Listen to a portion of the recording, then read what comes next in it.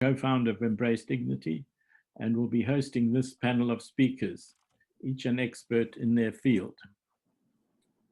In order of speaking, they are Grizelda Grootboom, a survivor of the system of trafficking and prostitution, author and bestseller of her bestseller memoir, Exit, A True Story, which is available on Amazon. She's a sought-after public speaker and has addressed the United Nations General Assembly.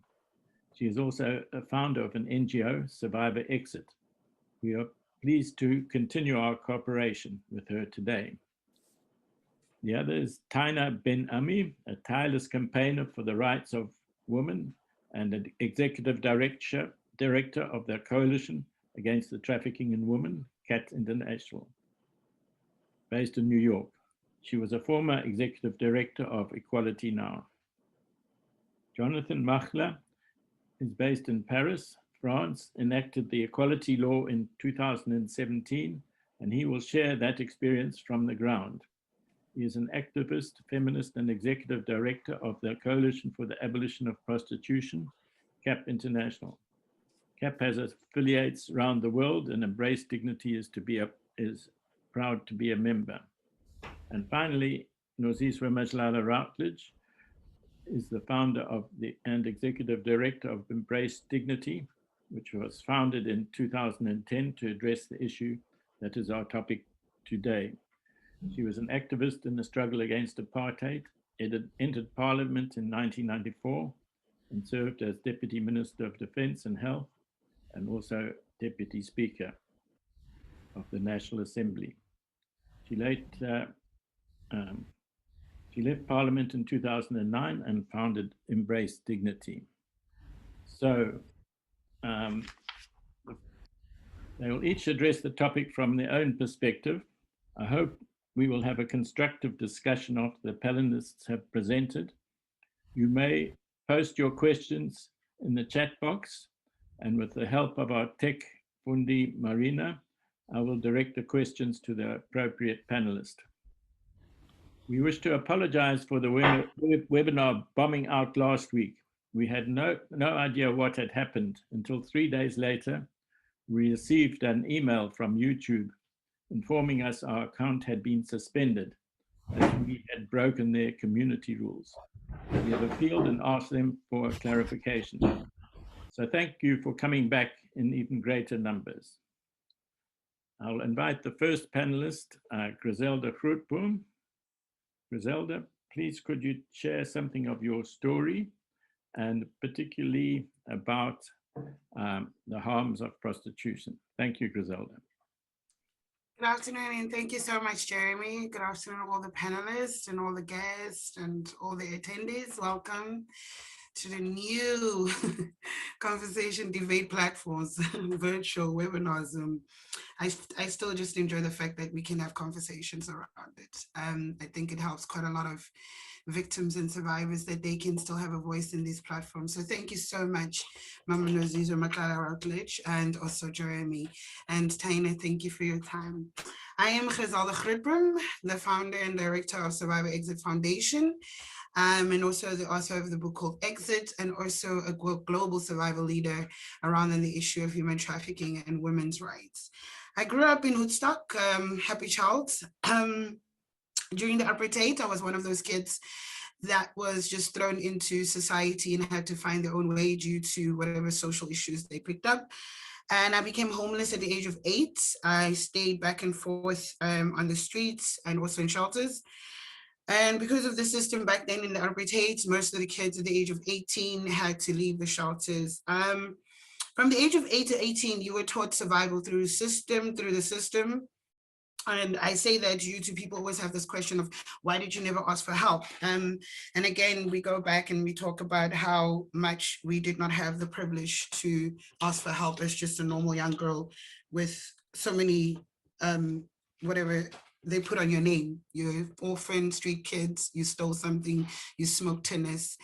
And the year of me being told by the shelter that I have to leave because of the age was the same here, where I met a friend that sort of connected with us because we as street kids, we had sort of the access of drugs under the bridge, and we lived a gangster life. We lived to just stay alive so we can stay alive, I guess. And then through that time, it was when I met her. She was a girl that was from the school area that we were also in town, Cape Town CBD. And when she became friends with us, it was sort of a regular thing of smoking weekends and stuff. And that was the year when she left. And I think the first encounter was when one of the girls that I stayed with at the shelter got gang raped on Lion's Head, and she was stoned to death. And when that word came around in the streets, that's when we just knew that we were no more safe as minors and as 18-year-old homeless kids from the apartheid system. And then from there, that's when I asked this girl, you know, she comes from a well family. She just has a drug addict and she's leaving to Johannesburg. And can I join her? And that's when I left and went to Johannesburg to live with her and to change my life. Getting into Johannesburg, I got introduced to the house. She left me in the room, and that was the last time I saw her. She said she was going to get me food. And I was woken up by 3 guys. And then they kicked, undressed me, duct tape around my eyes, and put drugs behind my knees and veins so that my lower body could go numb.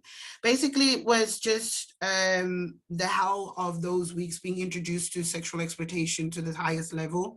It was men at any time of the day, morning. Most of the time it would be early mornings till the following day. I got kicked out of the house. You could calculate to my breath how many times I could breathe. It was 12 days to 2 weeks. And I was exchanged with a younger girl.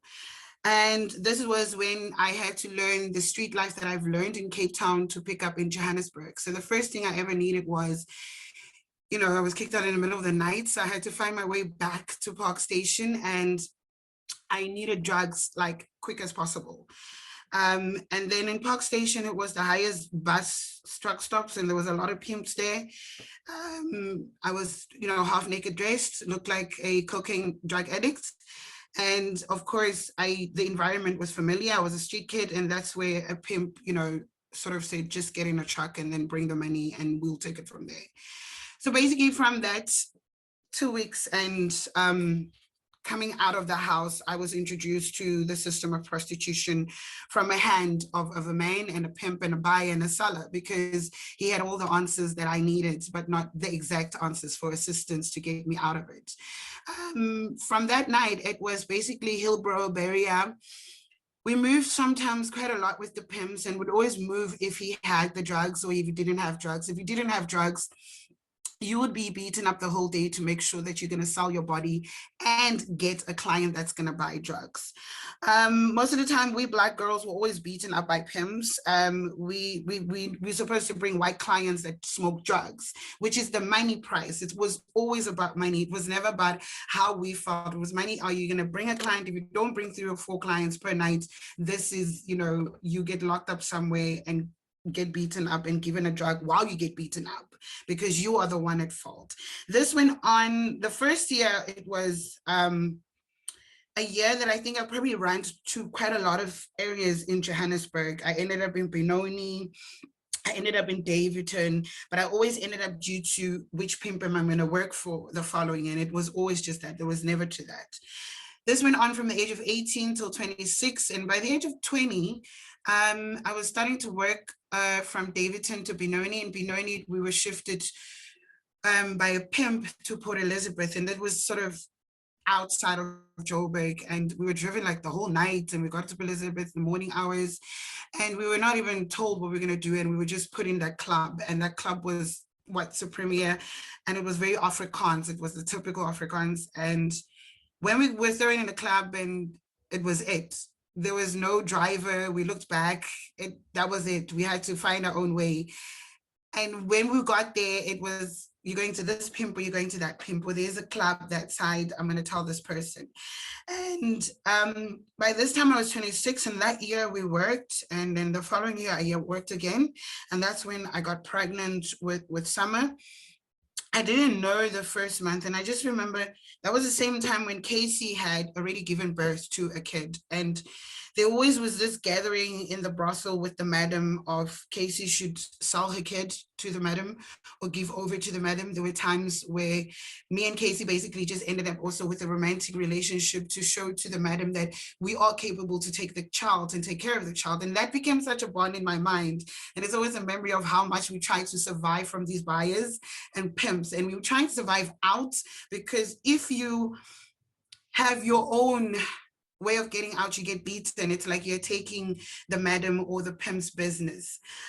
And when, you know, madam did that to Casey, Casey went back and forth like, no, I don't want to give my baby up to you. And that's when I found I was also pregnant.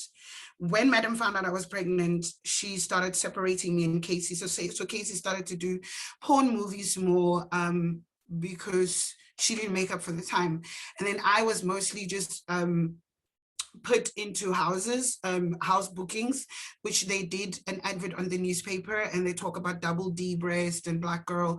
And that's how I got to be booked out most of the time. And that's how I got separated. And that's how I found pregnant. And that's how the in-house doctor, which was a client, he used to get freebie bodies and freebie sex from us because he used to come in and do special abortion jobs for the madam.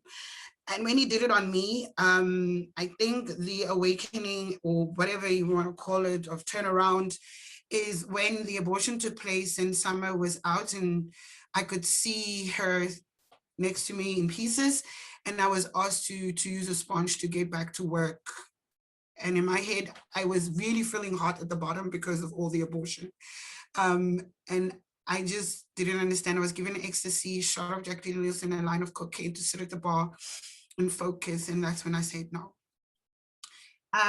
We knew everything about the system. We knew everything about the brothel. The brothel was mostly used also for a lot of drug trafficking and perlamoon trafficking. And we knew that because every week the police would come into this brothel and do a raid and take us when they find us in the rooms.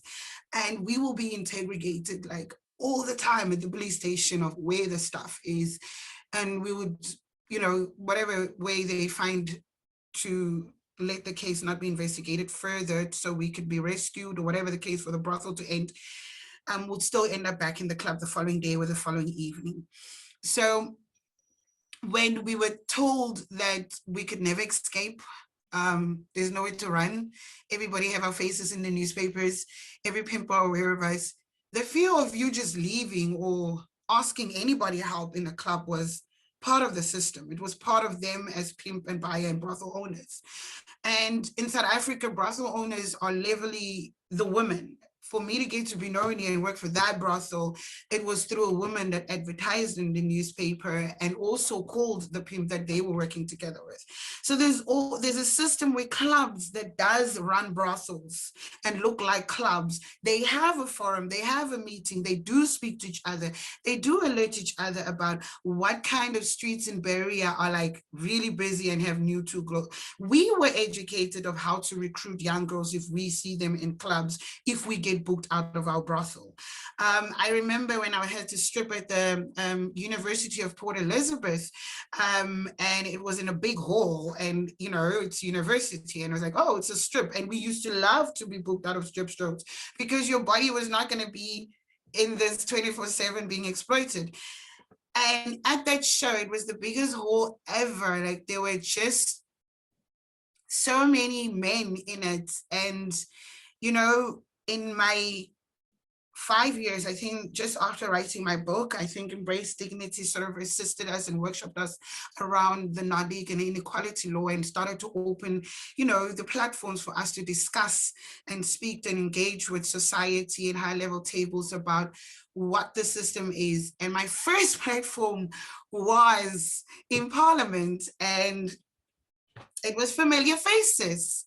And it was the reality to me that there's a system. There is somebody somehow behind it. I'm still seeing the same faces 10 years later and 5 years exiting from prostitution and still trying to exit. And here I am on my first activist advocacy to tell the story of how a system kept me in prostitution kept me in, because there's always the question of they want to be there, they don't need to be there, they want to be there because of jobs. There's always, you get sucked in the system to be kept in. And when I say kept in, I still know women, even up to today, that appreciate the work I do with what we're doing against the prostitution system, and also hoping that we succeed with what we are trying to do as global survivor leaders. So when we knew, and looking in Parliament and telling my story and seeing certain faces, it was like full circle of craziness and full circle of understanding that there's always been people around the sexual exploitation that I've suffered and trying to recover of this trauma. Thank you very much for this opportunity. Thank you very much, Grizelda. Now we will move on to Taina Bien-Aime in New York. And thank you for your many years of campaigning for the rights of women. So over to you, Taina. Thank you so much. And it's such an honor to be here. I wanted to thank Nozizwe and Jeremy for inviting me. And it's always very hard to follow women like Grizelda. I just want to honor her journey. And yes, she and so many other survivors around the world are the ones who help us, inspire us, move us to doing this work to end sex trafficking and prostitution. So for people who don't know, the Coalition Against Trafficking in Women, it's one of the oldest international organizations that focuses by its name on ending trafficking in women and girls and their commercial sexual exploitation. And what makes us unique is that we are the first ones to have done so from gender-based violence and discrimination. So I was asked to answer 3 questions by Embrace Dignity. What is the equality model law, also known as the Nordic law or the abolitionist model? Why should South Africa enact this legal framework? And why do we think that South Africa and other governments should listen to survivors? And I think Grizelda answered that question brilliantly. So I will walk with you toward, so the equality model in a nutshell. First question. In a nutshell, it is a national legal framework that has 4 prongs. First, it decriminalizes prostituted people who are overwhelmingly women and girls. Like I would say globally, it's 95% of people who are exploited in prostitution, who are prostituted, are women and girls, and the other percentages being boys and trans women and trans youth. So this is why it's a gender-based violence and discrimination issue. So no arrest, no incarceration for prostituted people. Secondly, the government would mandate or the government would have a mandate to offer prostituted people comprehensive services, including exit strategies, if they are willing and open and available emotionally and otherwise to leave the sex trade. Critical to the equality model is holding sex buyers accountable for the harm that they cause. As we will see, and as Grizelda explained, sex buyers are not a harmless group of individuals. They cause immense harm, lifelong, pervasive, psychological, physical, psychological harm. And then there is, more importantly, a call to educate society. One, that prostitution is gender-based violence and is inherently harmful, and that male demand for prostitution actually fuels the sex trade. And finally, that prostitution is a barrier to gender equality. Now, Sweden was the first country to enact such a model in 1999. 7 countries have followed suit, or I should say 7 jurisdictions, since Northern Ireland is a part of the UK and not a country. And these are the countries. And I see France in 2016, and Jonathan will talk to us more about what is happening in France. So why should South Africa enact the equality model? We should start with the South African Constitution, which I recommend everyone to read since it is a beautiful document. But it really, just a few points, is the concept of equality, the concept of equal protection, the concept of dignity and the right to have dignity respected and protected, the notion of freedom and security of persons, the notion of the right to be free from all forms of violence, either in the public or private sphere, and that is critically important, the right not to be tortured in any way, and the right not to be treated in a cruel, inhuman, or degrading way. So these concepts did not come out of South Africa. It started with the Universal Declaration of Human Rights that was adopted by member states right after World War II in 1948. And so what really is important, and you'll see throughout the laws that I will discuss, and also before any such concepts were codified in international instruments or law, is the concept of inherent dignity and the concept of equality. What makes us human? What is it that gives us the right to live a life free of violence and dignity? And we know through the laws that governments have the obligation to ensure that all of its citizens, regardless of what status in which they were born, girl, boy, female, male, in poverty or not, that everyone has an inherent right to, and an inalienable right and a universal right to human rights. So while the Universal Declaration of Human Rights is not a legal instrument per se, what it did is that it launched a number of international covenants. And again, I'll just give a quick overview of the framework of why it is important from a legal basis, international and national legal basis. Why is it important for South Africa to enact the equality model? So the 1949 Convention for the Suppression of the Traffic in Persons and the Exploitation of the Prostitution of Others, also known as just the 1949 Convention, which South Africa ratified. As you will see, it goes back to the concept of dignity and worth, but what it also does is that it links trafficking to prostitution, sex trafficking in particular. Every country that has ratified or many countries, I should say, that have ratified the 1949 Convention often see themselves publicly as abolitionist countries. You will hear it from Argentina, for instance, that identifies as an abolitionist country because of its ratification of the 1949 Convention, as does France. And because South Africa has ratified it, it too should be deemed an abolitionist country. Then we have in 1980 what is known as the International Bill of Rights for Women, the Convention for the Elimination of All Forms of Discrimination Against Women, known as CEDAW. And Article 6, a key article for our purposes, also mandates governments to take all appropriate measures, including legislation. So you'll also have cultural and other measures to suppress the traffic in women and the exploitation of prostitution in women. So again, here you see the links between trafficking and prostitution. And why? Because prostitution is just one element of the sex trade.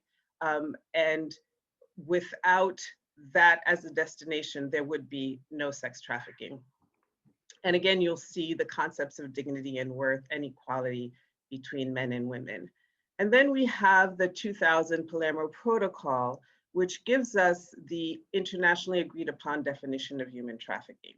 And what the protocol does is that it distinguishes the definition into act, means, and purpose. So the most important concept, I think, because the average person still believes that trafficking requires movement. If you ask a person, especially here in the United States where I am, people often think that it's someone who was chained from another country into a basement somewhere in the United States. So the fact that in the act, it's just the recruitment, harboring, inducing of someone, it does not require movement at all. The means of trafficking are very important because you will see that the means of trafficking can apply to pimps and other exploiters, right? So threat or use of force. What Grizelda described is exactly the types of means that lead people to being exploited in prostitution or in labor as well, right? Because this definition applies to both labor and sexual exploitation and other forms of exploitation. Within the definition of trafficking in the Palermo Protocol, it talks about different forms of exploitation. So it's really important to remember that the exploitation of prostitution is one of the many purposes. There's also organ removal, slavery and slavery-like practices, and labor.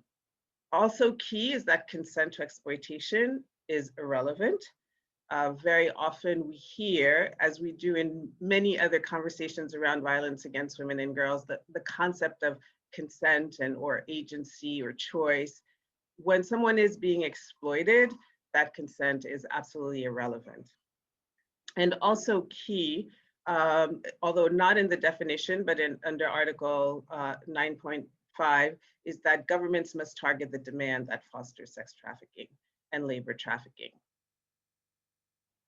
And then, of course, if you are a person under the age of 18, you are defined as a child, and therefore a government needs to show none of the means. So if you are under 18 and you find yourself in the sex trade, you are, by legal definition, both internationally and nationally, a sex trafficked person. When you turn 18, that legal status does not disappear, and neither does the trauma. Also, recently in 2020, we have the great benefit of the CEDAW Committee's General Recommendation number 38, which is a key tool to remind governments that forms of trafficking are very linked to sex and gender inequality, and also that there is a link between trafficking and the exploitation of prostitution. And again, and I think Grizelda really said it brilliantly, is that there are structural bases and active constructions of sex-based discrimination that sustain the exploitation of prostitution. And interestingly enough is that the General Recommendation number 38 really links the desecration of women and girls in trafficking and sexual exploitation to the desecration of other forms of abuse that can lead to breaches of international peace and security. So specifically with respect to South Africa, probably people who are listening in are familiar with PACOTIP, critically important for South Africa in that it incorporates all of the structures and provisions of the Palermo Protocol. So it basically domesticates the UN Trafficking Protocol, and it refers to the Bill of Rights of your Constitution. And again, the concept of human dignity and equality and right to freedom. And it criminalizes all forms of human trafficking. So again, I know I talk a lot about trafficking, and very often people say, well, what's there, you have prostitution, or what some people call quote unquote sex work, which I will talk about in a little bit. And then you have trafficking on the other end, and never the two shall meet. It's important for people who can be intimidated by the whole concept of human trafficking to remember that trafficking is just a vehicle. So here I have the little train. It's a train through which traffickers bring their victims to an end destination. So in labor trafficking, that end destination can be agricultural settings or mines or restaurants. But when it comes to sex trafficking, that end destination is the sex trade. And the sex trade is a plethora of commercial sex establishments, including street prostitution, which Grizelda talked about. I mean, she really gave us a good overview of the places in which she was exploited. And we shouldn't forget online, right? So street prostitution is visible. It's very often easier for direct service providers and certainly the government agencies and law enforcement to identify, if they so choose, street prostitution. It's a lot more difficult for governments to keep up with online exploitation. And as we have heard since COVID-19, there has been an exponential increase of online sexual exploitation. And so why should South Africa listen to survivors? I don't know anyone who could listen to Grizelda and hundreds of other survivors with whom we work, those who are leaders and about to be leaders, who they should move us all to recognize that addressing prostitution in particular is really an urgent matter of human rights. So we cannot talk about the system of prostitution without talking about colonialism and centuries of human enslavement, and also violence against women, right? Gender-based discrimination, and the fact that for millennia, girls have been seen as second-class citizens and not quite human. And I always like to quote a book by the prominent law professor, Catherine McKinnon, whose title is Are Women Human? And this is a question that we ask ourselves every day, and we work toward making sure that our governments do recognize that we are full human beings. So briefly, we know that in the beginning of the 16th century, the Netherlands invades Cape Town. And I chose Cape Town particularly because that is where Embrace Dignity is situated. And with them, as they did all over the world when the European settlers invaded the Americas and across Africa, West Africa in particular, that they brought with them the concept of prostitution, the system of prostitution. And it remains today a very strong expression of colonialism, and it is steeped in race. I don't know if some of you picked up how Grizelda was mentioning the whole concept of race-based advertisements of women in prostitution, and we know that women are sold and marketed based on negative stereotypes steeped in their ethnicity or race. And then, of course, there's the famous case of Sarah Baartman, who was trafficked and prostituted and auctioned in the very fancy salons and in the circuses of Paris and London. So again, just to repeat, and this is Grizelda presenting before the General Assembly at the United Nations. People are still talking about her very powerful statement. The vulnerabilities that are key, abuse of vulnerability and abuse of power, two means that lead to trafficking in that the Palermo Protocol addresses. We know from listening to survivors, from hearing their voices, that very often they share childhood sexual abuse histories of displacement, harmful cultural practices, and of course, poverty, and the belonging to marginalized group. And debt bondage is also very important because people often don't understand. If you talk to people who want to maintain systems of prostitution, who call it work, and what sometimes they will tell you, well, these women, they have debt to repay, or they owe money, or they have to feed their families. That is a concept of debt bondage, very, very difficult to escape, and is a human rights violation. So I wanted to go to the term quote unquote sex work, since it is a term that is very popular in South Africa and now in the United States increasingly so. We see it everywhere. 5 years ago, Rare was the newspaper who used it as a euphemism for prostitution, and now it is omnipresent. It is a term that was invented by the sex trade itself and its supporters to mainstream and normalize prostitution. But we know, and the law tells us, and certainly the Declaration of Human Rights tells us as well, that it cannot be sex or work. It is a violation of human dignity. It's a violation of equality. And it is a term that I don't know how many of you have had the opportunity to read Caste by the American author Isabel Wilkerson, that talks about the caste systems, not just in the United States, but in India, and elsewhere. And she talks about shape shifting, how difficult it is to constantly battle.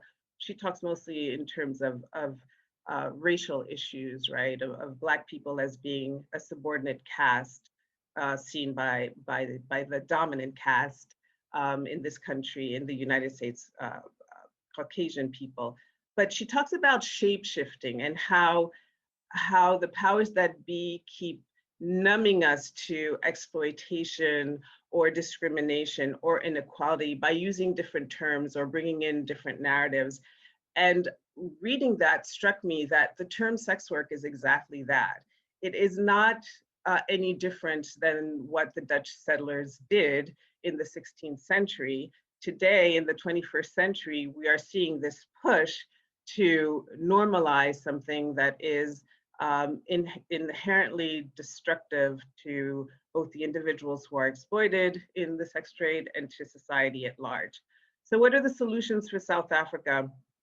Again, not only do we have to make the links between sex trafficking and prostitution, but also between sex trafficking and the demand for prostitution. So I had already mentioned Article 9.5.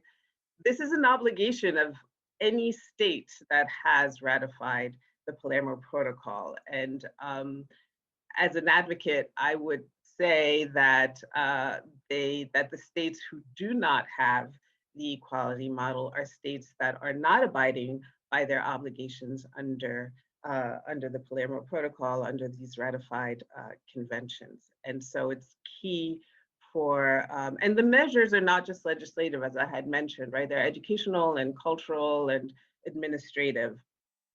And again, Jonathan will tell us more about the concrete examples of why it's important to focus on the demand for prostitution and also their successes.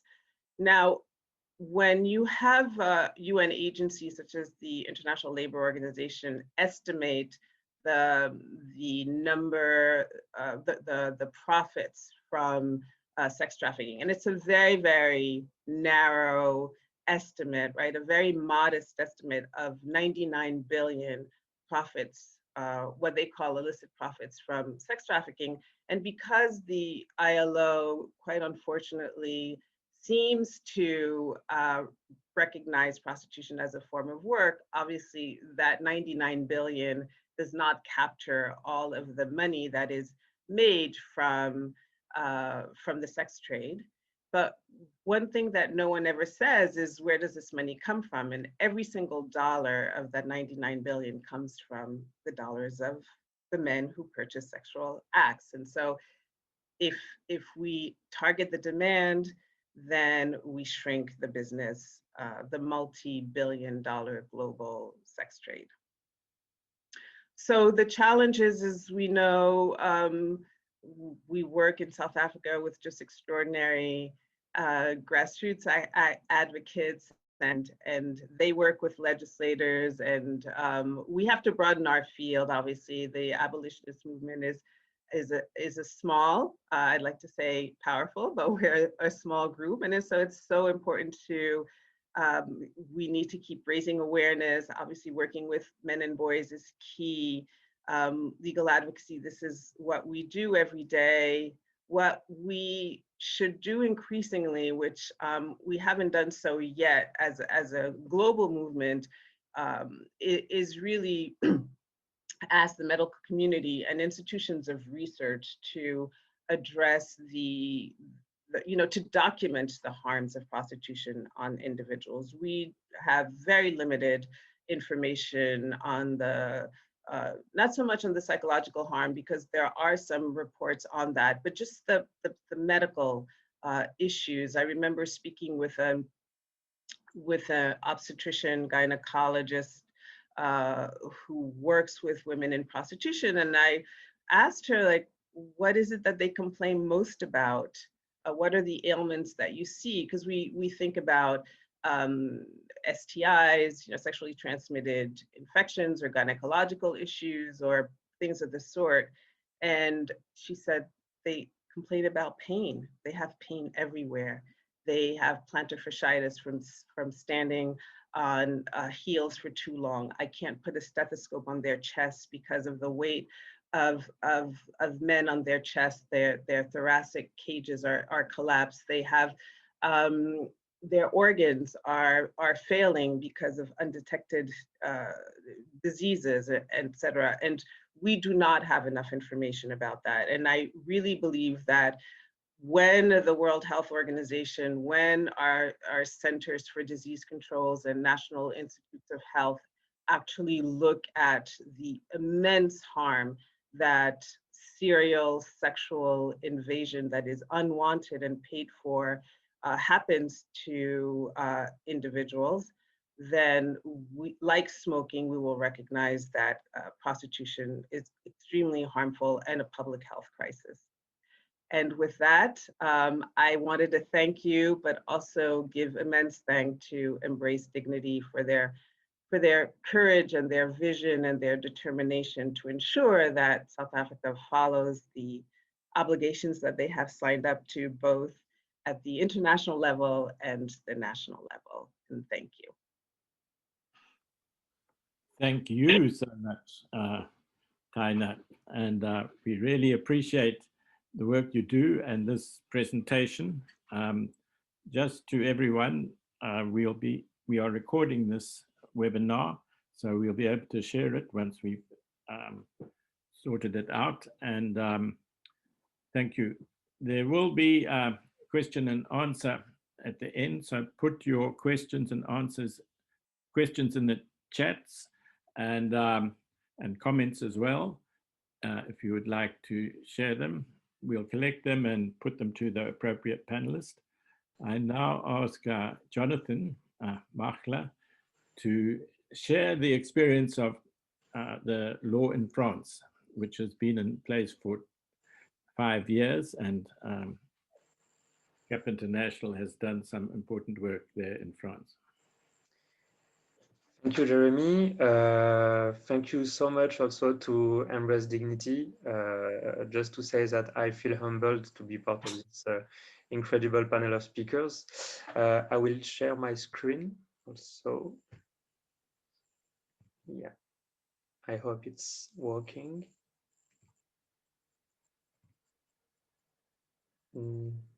Yes. Yeah, all right. Okay. So, hi everyone. So I'm Jonathan Machler, working for CAP International. Just one word very quickly about CAP, the Coalition for the Abolition of Prostitution. So we are a coalition of 35 grassroots and survivors-led organizations in 27 countries, united around a common goal, the abolition of the systems of prostitution and human trafficking for the purpose of sexual exploitation. Our objectives are to end the systems of prostitution and sexual exploitation, to provide effective protection, support, and exit pathways for victims of prostitution and trafficking in human beings, and to support and amplify the voices of grassroots organizations and survivors-led organizations. So we currently support more than, our members currently support more than 16,000 victims of prostitution and human trafficking in around 100 shelters and daycare centers. I want to say also that we are very proud to have Embrace Dignity as one of our member organizations. And so, yes, today I was asked to give more details about the impact of the equality model law in France 5 years after its implementation. So I will highlight the work done by a collective. So CAP is part of this collective of organizations called FACTS. It's a collective of grassroots organizations that are at the front line of the implementation of the law in France. This collective is made of 4 organizations: Mouvement d'Uni, Fondation Cell, Amicale d'Uni, and CAP International. I just want to give a precision about something. We talk about 5 years of implementation of the law in France, but actually it kind of took 1.5 years, almost 2 years, to have it implemented for real, because it takes time after a law is officially adopted to have it implemented in the country. So we should talk about 3.5 years of implementation of the law in France. So the law is based on 5 pillars. So it's really the pillars of the equality model that Taina described. The first pillar is the full decriminalization of all prostituted persons. The second pillar is to provide an access to an exit program for all prostituted persons. The third pillar is protection and support for all victims, French and foreigners. So we take in consideration the fact that in France, most of the victims of prostitution and trafficking are foreign women, and it's important to include this element in the law. The fourth pillar is to refuse the exploitation of the vulnerability of others by by prohibiting the purchase of sexual acts, so targeting the demand. And the fifth pillar is to educate and sensitize the public opinion to the reality of prostitution, and to try to change the collective mindset regarding prostitution in the society.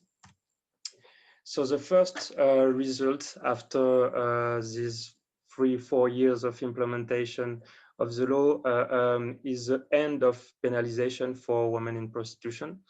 So we often hear, because there are a lot of fake news regarding the implementation of abolitionist law in France and in other countries, we often hear a confusion between prohibitionism and abolitionism. But what the primary effect of abolitionism in a country is the end of criminalization for women in prostitution. So in the 10 years before the adoption of the law, an average of 2,000 prostituted persons were penalized every year in the country. Since the law was adopted, this figure decreased to 0. So that's an important figure to highlight. Right now, we have implemented around 570 exit programs in the country. So these exit programs create new rights for victims of prostitution. It recognizes the status of victim of prostitution, because prostitution has been recognized as a form of violence by law. And this law creates new rights, first of all, in terms of psychosocial and socio-professional accompaniment. And we have good results in terms of socio-professional reintegration. For instance, regarding the persons supported by our member organizations in France, at the end of their exit program, 87.5% of them were in a stable professional situation. So this law provides actually a successful model for social professional reintegration for victims of prostitution. The other effect is targets specifically migrants. In France, we have more than 90% of the women in prostitution who are not French. Most of them are undocumented. And so when you benefit from an exit program, you can have access to a residency permit as part of the program, because we consider that these women don't have to face the anti-migrant climate and anti-migrant policies that are in place, that can be in place sometimes in France. So that was one of the struggle of the organizations that supported the adoption of the law. We really had to take in consideration the reality of prostitution in France, and prostitution in France right now largely concerns migrant women. Regarding the demand and how we target the demand. So the offense of resorting to prostitution leads to a fine of 1,500 euros. It can go up to 3,750 euros. And in case of aggravating circumstances, it can reach 7 years of imprisonment and up to 100,000 euros of fine if, for instance, the victim is a minor, and in the case of human trafficking. So since 2016, between 2016 and 2018, we've had 5,000 sex buyers who have been penalized under this law. We don't have the data since 2018, so we are working, we're advocating so that the Ministry of Interior gives us more information regarding the current numbers of the penalized sex buyers in France. So this is again a figure regarding the sex buyers. So there has been an effort between 2017 and 2018, but again, we're advocating to get more figures. We know who are the sex buyers now because we see them. Actually, many of them have also access to a sensitization workshop. So these sensitization workshops have been created to have not only a repressive action towards sex buyers, but also to provide sensitization and to try to change their minds and to prevent recidivism. So 100% of sex buyers who were arrested are men. 60% are married or in a relationship, and 70% of them are family men. We must say also that survivors of the prostitution system are at the front line of this workshop because they intervene during these workshops, and their intervention have a very powerful impact regarding the understanding of the repercussions and consequences of the acts for sex buyers. Regarding the results in the fight against criminal networks and access to justice for victims, we can see that this law has a powerful and positive impact in this fight, because since its implementation, we observed an increase of 54% of procedures against pimps. There were 2.35 million confiscated and reinvested in protection and rehabilitation programs for victims of prostitution. Actually, there has been 16 million euros seized and confiscated to pimps and traffickers, and we are fighting for to have this money allocated for protection and rehabilitation for victims. And what we observed is that there has been 7 times more compensations and reparations for victims of the prostitution and trafficking systems. So this equality model law and the fact that we target the demand and that we reinforce the struggle and the fight against traffickers is actually showing positive results right now.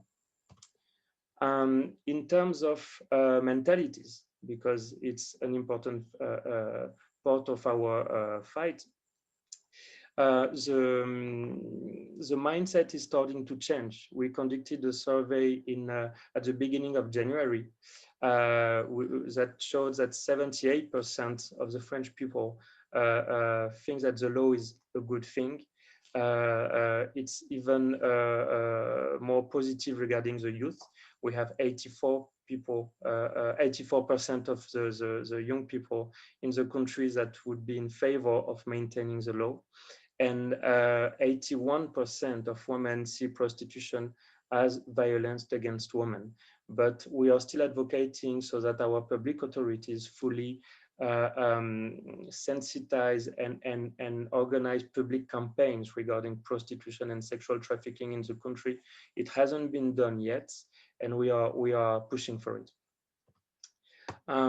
What we are advocating for right now that we have the law, is to have an ambitious and proper implementation of the law. Because actually we know, and this is obvious, that it is more expensive for public authorities to maintain a system of operation that is prostitution than to end it. If we look at the economic and fiscal damages of prostitution, just in terms of annual tax evasion, it costs 4 times more than what it would cost to end and to provide exit programs to 4,000 prostituted persons every year. So in France right now, we have 40,000 prostituted persons. 85% of them are women. And we know the cost of an exit program for each person.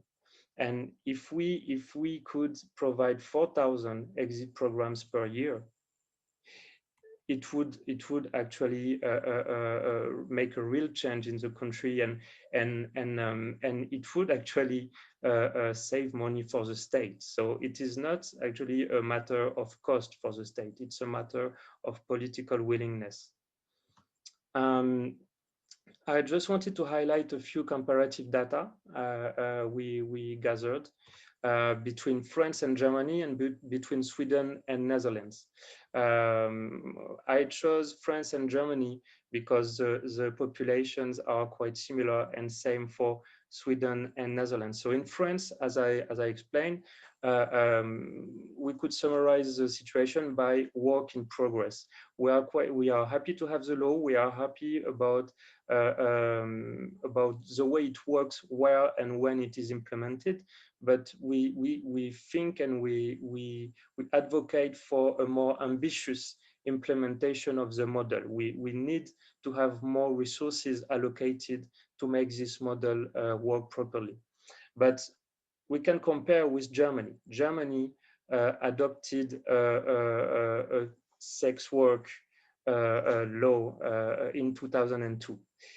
In France, you have 40,000 prostituted persons. In Germany, you have 400,000 prostituted persons. It's 10 times more.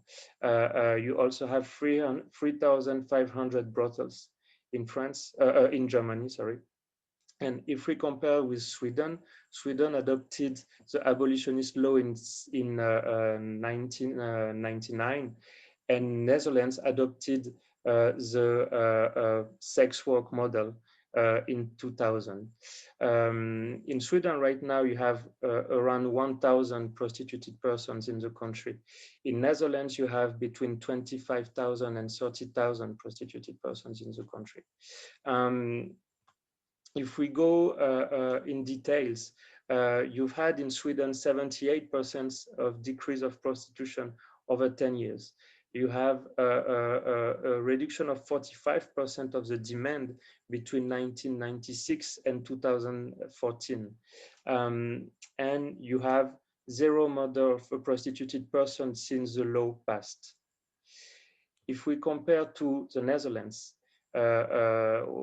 which adopted the opposite model 20 years ago, there has been an evolution of the number of prostituted persons since 1981. The number of prostituted persons was multiplied by 10. You now have 25,000 prostituted persons in the country. And the networks are still controlled by the organized crime. And it didn't reduce at all the human trafficking system in Netherlands, because you still have at least 6,000 victims of trafficking in human beings being exploited every year in the country.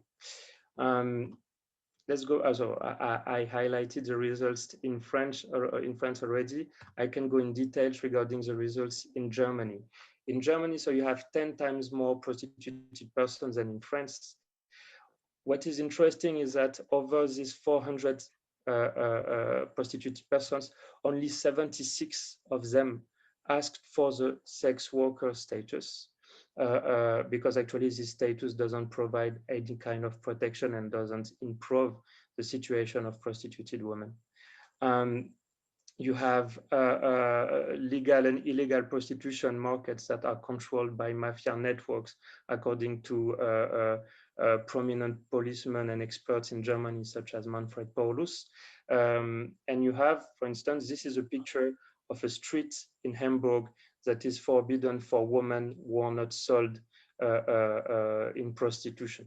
So, for instance, if you want to enter this, if you want to enter these streets as a woman and you are not sold in prostitution, you cannot access this street. So this is the state of men and women equality in Germany and the impact of the normalization of the prostitution system in the country.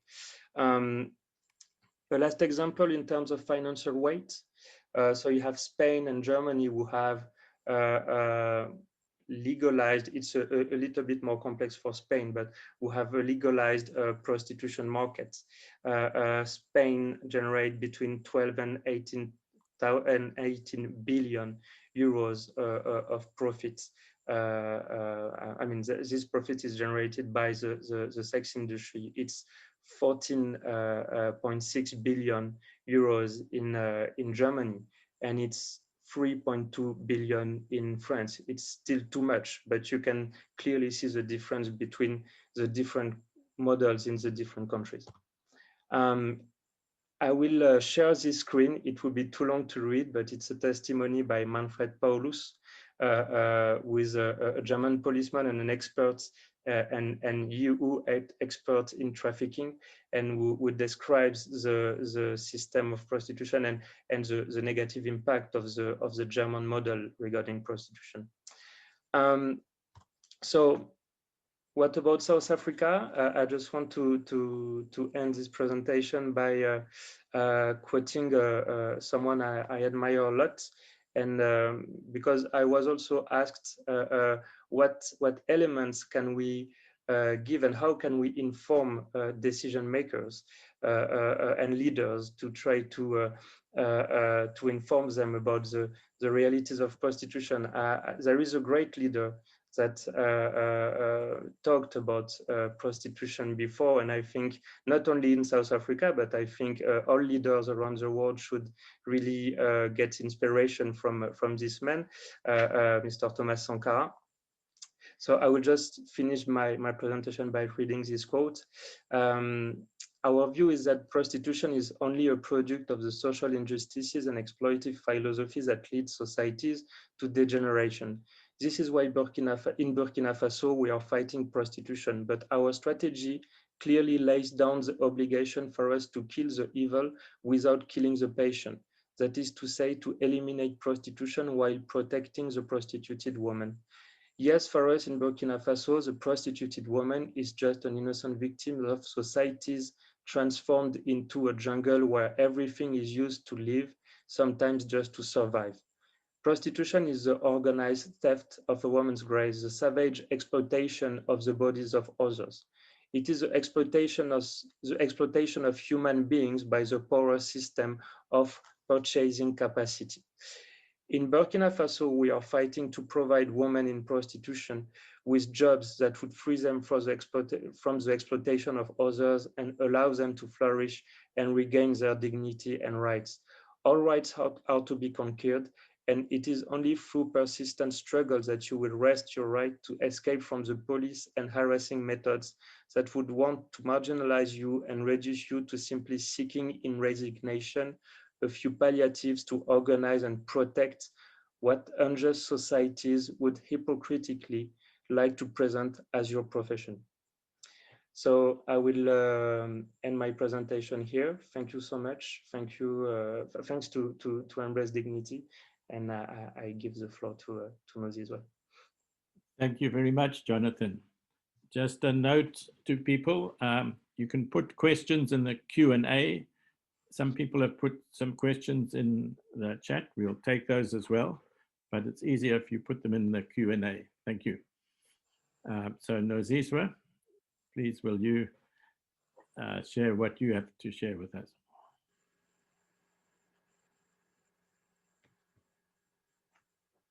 Unmute, please.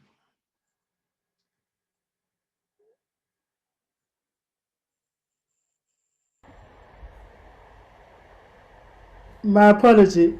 Good afternoon, everyone, and thank you so much for joining us this afternoon. We apologize that the webinar bombed out last week. We did not understand what had happened until 3 days later when YouTube sent us an email saying that suspended our account. This shows we're working against very powerful institutions and we're rattling the cage. So thank you so much for joining us. Around the world, as you've heard, this issue is debated and it is highly polarized and emotional. Just like euthanasia or abortion, prostitution is often referred to as a wedge issue that divides society and political parties. So even within the ANC, you'll find there are people who stand for one position and others who stand for the other position. Similarly, the DA, the EFF and other parties are divided on this issue. Embrace Dignity is calling on all political parties to unite around the abolition of the system of prostitution that perpetuates patriarchy, undermines gender equality, and is inherently harmful. We're asking you to join us in taking up the plight of the prostituted women, men, trans women, and children, and join the abolitionist movement.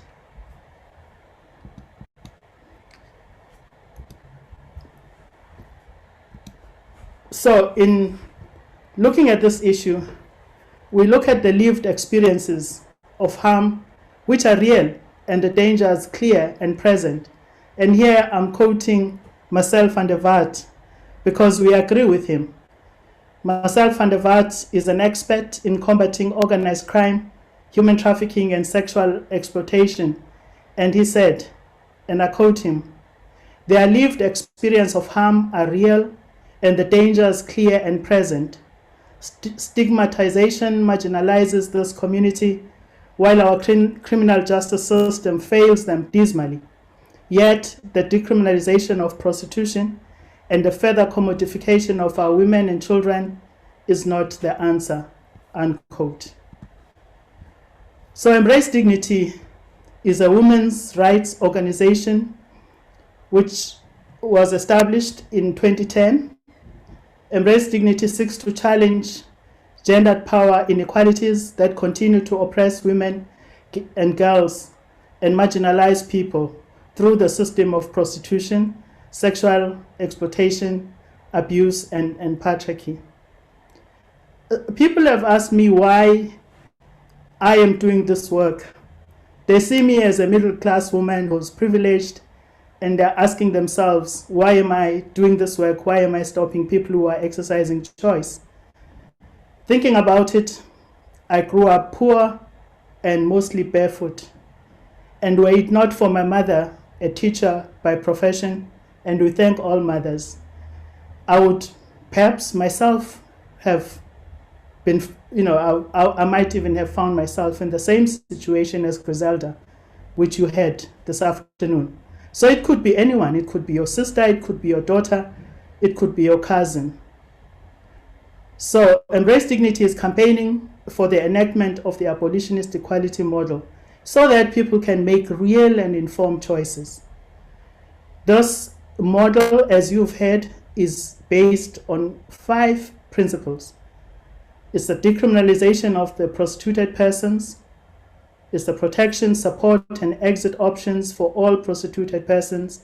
And I want to stress that these programs supporting people to exit completely from the system of prostitution require to be comprehensive, including attention to mental health, because there are scars that you may not see which are deep, which need to be addressed.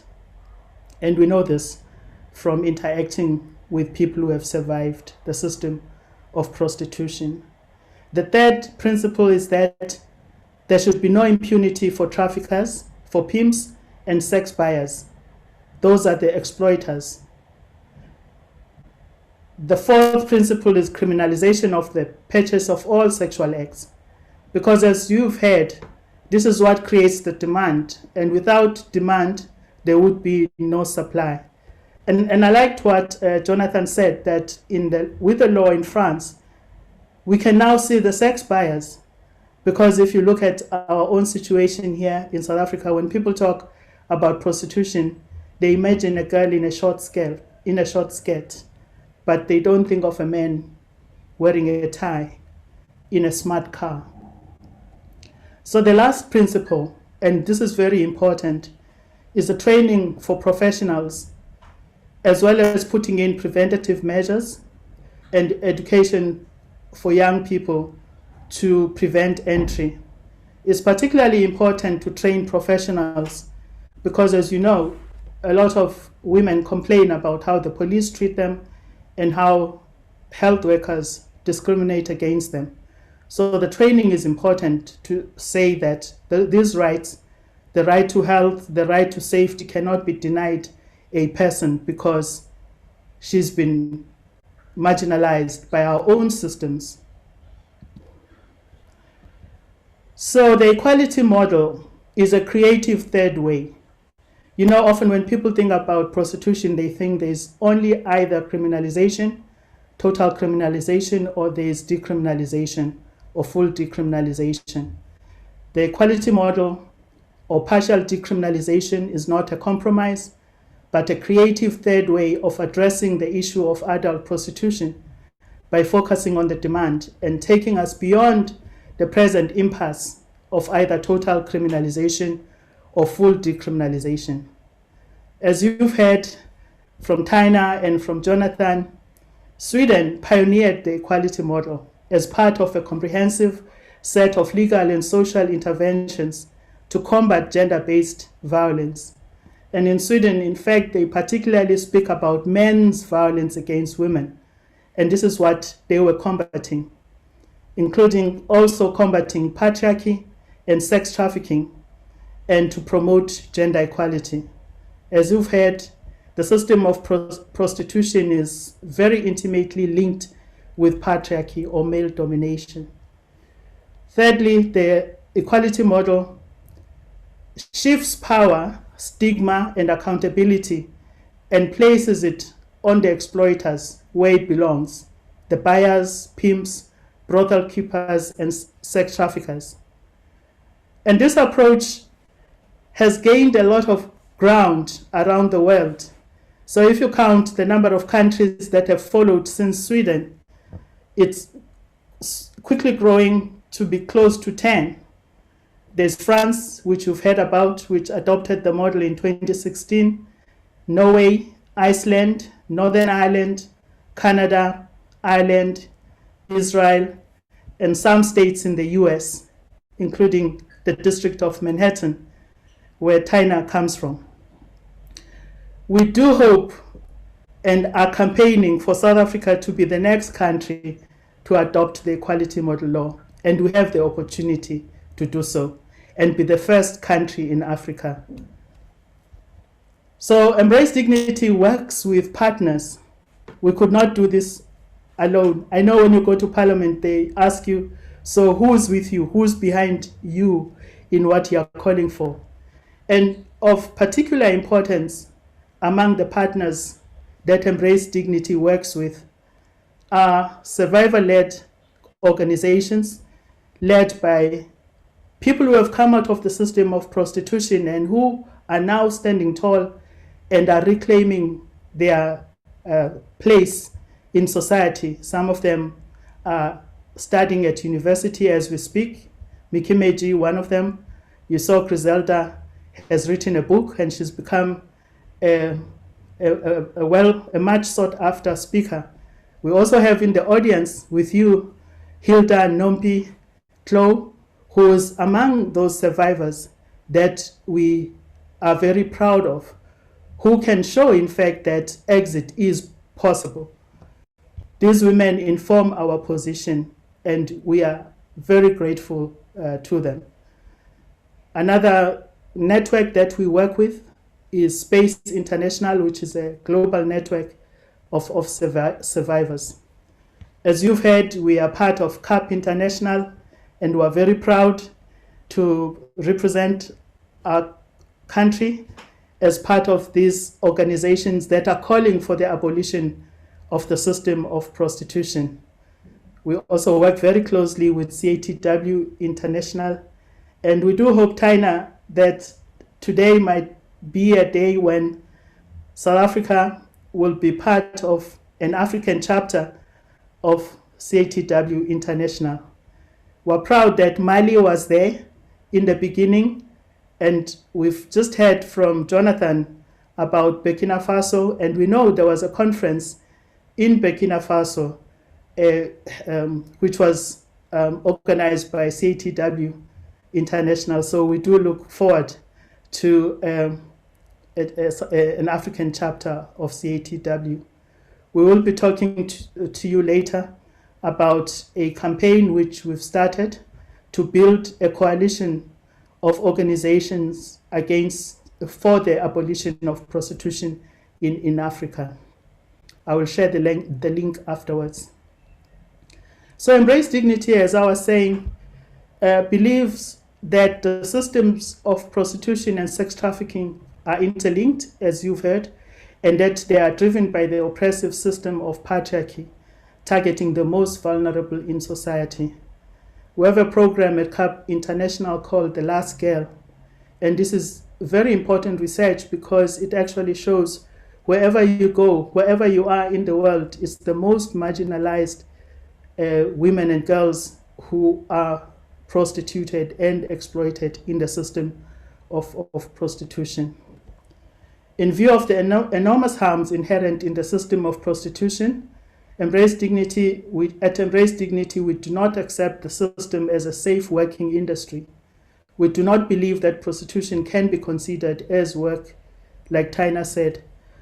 We think it should rather be seen as institutionalized form of sexual oppression, abuse, and exploitation.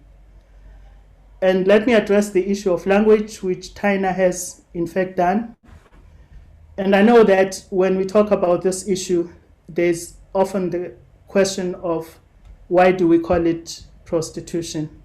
I do want to explain that we use the term system of prostitution rather than sex work to refer to the commercial sex trade, which we regard as a system and part of an oppressive system, which is interlinked with other systems of oppression like racism, class exploitation, and male domination. We do not use the term sex worker or prostitute either. Instead, we use the term prostituted person because something is done to them. We think it is important for society to understand that there is a buyer, and that's the person who in fact prostitutes the other person. Embrace Dignity understands that the systems of prostitution, sex trafficking, and pornography are deeply rooted forms of racial, sexual, and economic exploitation, and inherently a form of violence against women and other marginalized people. It is entrenched by poverty, inequality, and gender violence. In fact, in the Q&A, I saw somebody had asked a question about pornography. Pornography definitely drives the demand. And as we look at prostitution, I'm glad to see that here in South Africa, there are organizations that are focusing on pornography because, in fact, it is driving the demand. A lot of the women tell us that one of their worst fears as they have exited the system of prostitution is that one day they'll see themselves in the pornographic images, some of these images taken without their permission. So let me move quickly to the issue of consent, choice, and agency, because some people have raised this issue with us who have said that this is consensual sex between adults, consenting adults. But consent has to be mutual. Consensual sex is entered into willingly and not coerced by financial reward or other material exchange. And here I want to quote McKinnon, who argues that in prostitution, women have sex with men they would never otherwise have sex with. The money thus acts as a form of force, not as a measure of consent. It acts like physical force does in rape. So money buys consent. And is it choice? Is it choice when you don't have other options available to you? And regarding agency, some people say we are taking away women's agency. But the important thing to think about here is that here it's the man, in fact, who has power, who decides. And what we are doing is taking away agency from the buyer and shifting that back to the woman, who in fact is the one who's being exploited here. So I want now to talk about the South African law reform process, because we believe that this should be the starting point for our government. This is a process that began in 2002, 20 years ago. And now, especially this year, we think we will now make progress in terms of this process of reform, as I said, which began in 2002. But then, as you know, our government reissued the discussion paper in 2009, and a report from the South African Law Reform Commission was published by the former Minister of Justice in 2017. Here, South Africa is acknowledging that there's a role for the law, and the role of the law is to protect society, especially the vulnerable. And I want to note here that when the government commissioned the South African Law Reform Commission to investigate and report on an appropriate legal framework on adult prostitution, it clearly stated that the purpose for this was, one, to review the fragmented legislative framework which currently regulates adult prostitution within the larger framework of all common law sexual offenses. But also importantly, this was to consider the need for law reform and to identify alternative policy and legislative responses that might regulate, prevent, deter, and/or reduce prostitution. And this was of particular importance because as South Africans were looking at this, the government had made it very clear that the purpose is to look at reducing or deterring prostitution. So the South African Law Reform Commission looked at 4 legal frameworks, and these 4 are non-criminalization or full decriminalization, regulation, partial criminalization, which is sometimes called partial decriminalization, depending on where you're coming from, and total criminalization. So those are the 4 legal frameworks that the Commission looked at. The Commission contextualizes the issue from a global and South African perspective. So it's looking at how globally this issue, prostitution, is looked at, but it's also looking at the specific context of South Africa. As you all know, South Africa is doing this against the backdrop of complex realities in our country, including socioeconomic marginalization of women, the impact of HIV and AIDS, the high levels of violence against women, poverty, and unemployment. So that's the backdrop against which the South African Law Reform Commission did this work. It's very important to note here that our government rejected total decriminalization. When you look at the report of the South African Law Reform Commission, it has 2 options, and I will come into those options. But total decriminalization is not one of them. After extensive research and public consultations, and having evaluated the 4 legal frameworks, the Commission rejected calls for full decriminalization, stating that under the current South African context, which I've just articulated, of high levels of unemployment, poverty, and violence against women, full decriminalization would expand the sex trade and fuel trafficking and organized crime. In fact, already these are becoming major problems in South Africa, even under the present law. So the report then of the Law Reform Commission came out with two options. One option is partial decriminalization, which we recognize as a starting point. We think it does need some work, but it's a good starting point. And the second option is total criminalization with diversion. Now, I want to evaluate first the option of total criminalization or prohibition. As you know, this has been the law in South Africa since 2007, when the Sexual Offences Act was amended by our parliament.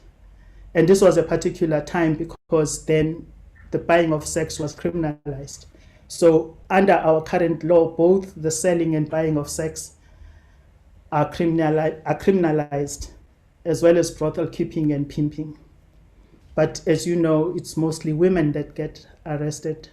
So in the way that total criminalization has been implemented, it has added to the marginalization of women because it targets them.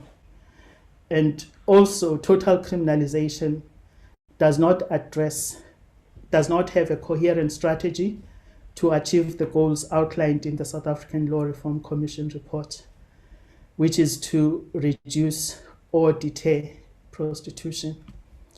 The law has targeted those selling sex and not their abusers. Men who buy sex, pimps, brothel keepers, continue with impunity. By only offering diversion, prohibition fails to address the underlying factors driving the marginalized into the sex trade, and that is why we say it has not worked. I just want to share with you a slide which shows the impact of the current law. It looks like I'm sharing already. Can we move to the next slide?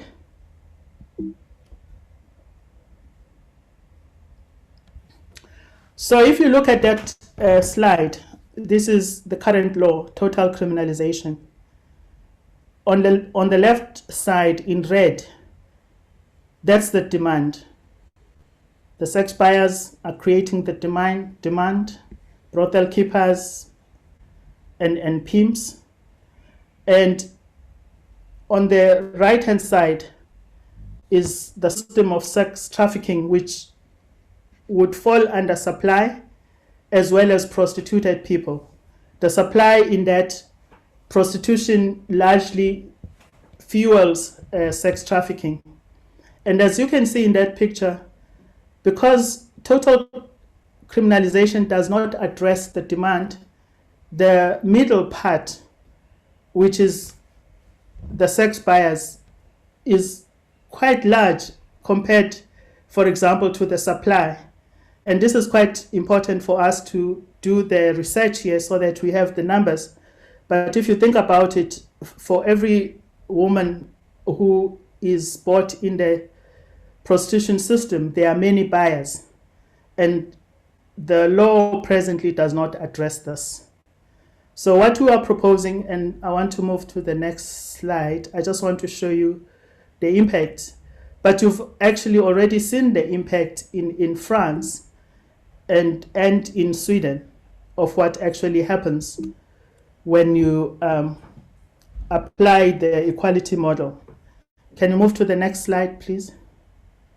So there is the same picture we're looking at, but now it's completely changed because with the intervention of the equality model, which criminalizes the buying of sex, which continues to have the pimps would continue to be criminalized, and brothel keeping would be criminalized.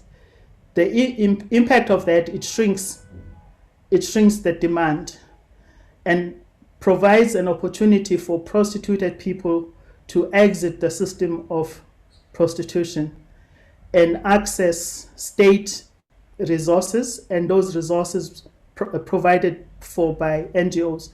So they are no longer regarded as criminals, and they can go into any police station and get help, as well as go into our clinics and our health system, because we've removed criminality from them and we have shifted it to those exploiting them. And some people ask, so where is the money going to come from for supporting this exit, which we know is costly? But what we are proposing, and France has shown this, that it is possible to build what we are referring to as the Dignified Work Fund.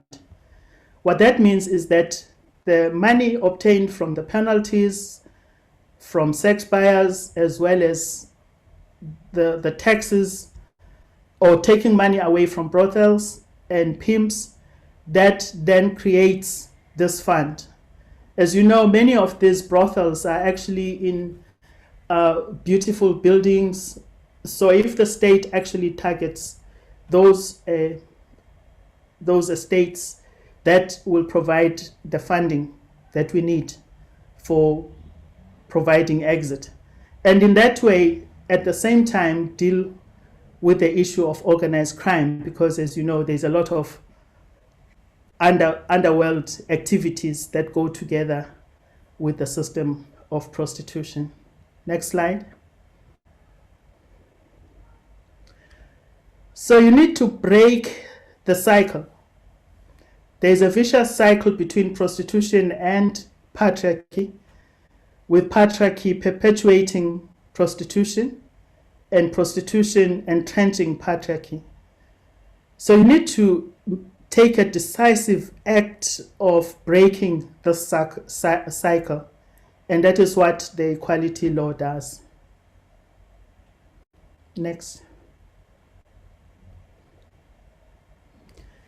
Taina referred to our constitution, and I just want to say that she's right. Our constitution in South Africa supports the equality model. And in particular, I want to talk about the right to dignity. The right to human dignity is one of the founding values of the Bill of Rights and the South African Constitution. Dignity is also a standalone right enshrined in the Constitution. The drafters of the Constitution envisioned that the state would adopt a proactive approach to the protection of a person's dignity as the obligation of protection of dignity is created. And in particular, Section 10 of the Bill of Rights states that everyone has inherent dignity and the right to have their dignity respected and protected. So under the equality law, this right, the right to dignity, becomes real. And it's important here that it is stated that the state has to do something about it, because you don't have dignity if the dignity is not protected. So under the equality model and partial decriminalization, which is the other name for it, human dignity is protected by sending out a message that the commodification or objectification of the bodies of prostituted persons is impermissible and thus legally reprehensible. The model protects the inherent human dignity of prostituted persons by ensuring that their rights are protected and that they can report abuse from clients, the police, and healthcare professionals. The model furthermore affirms the prostituted person's value by empowering them to access different career opportunities. As I've mentioned, some of the survivors are at university as we speak. And this is through provision of skills and networks gained and accredited organizations. Partial decriminalization also removes the stigma attached to prostituted persons. And as I said, it shifts it.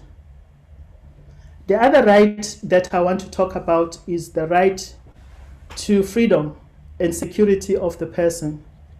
And this is a particularly important right if you think about the restrictions right now under COVID lockdown. And you imagine a situation where you are forced, because your children are hungry, to go out into the street, even though the law is against you leaving your house. So in terms of the equality model, we see the protection of the rights to freedom and security of the person, which is Section 12(1)(c) of the Constitution, which provides that every person has the right to freedom and security of the person, which includes the right to be free from all forms of violence from either public or private sources.